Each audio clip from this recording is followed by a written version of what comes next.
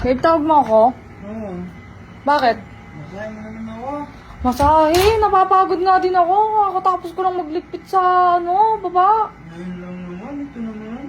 Dad, nang galing ako sa baba, kakatapos ko lang magligpit. Gusto mong mapasa sa'yo yung pagod ko, no? Hindi mo naman asawa. Mag-ano na lang tayo.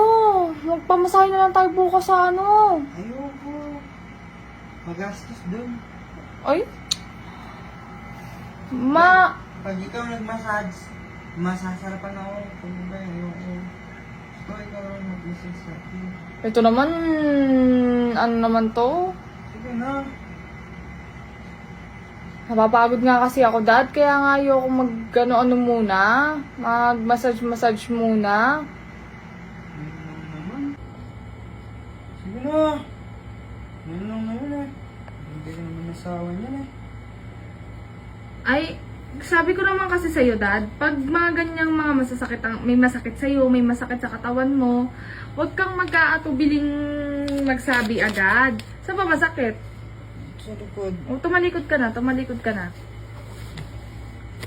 Sabi ko naman sa'yo eh, madali naman akong kausap pag may masakit sa katawan. Ito naman kasi sa'yo, pag may masakit naman sa'yo, pwede mo naman akong kausapin. Parang may galit Ha? Parang may galit yung Wala massage naman.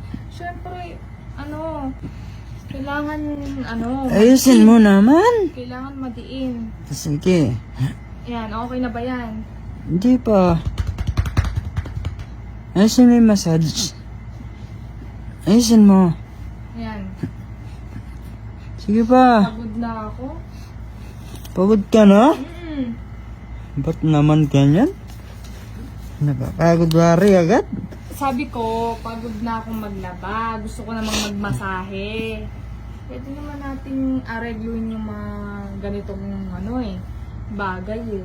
Pag may masakit sa katawan mo, magsabi ka agad. Hindi yung pinatatagal. Sinasabi ko naman agad eh. Mag-open up ka sa akin, ganyan. Tapos samahan mo na rin ng konting para mas may energy ako magmasahe, di ba? Tama. Yan okay na yan, Dad. Babe, masahin mo lang ako. Kaka mo na yan. Babe, bitin ka ba? Parang gusto ko pa eh. Parang marami-rami to, Dad.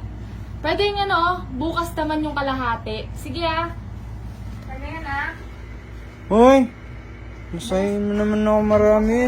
Marami na yung binigay ko sa'yo eh. Bukas na yung kalahati, ha? Babe, no?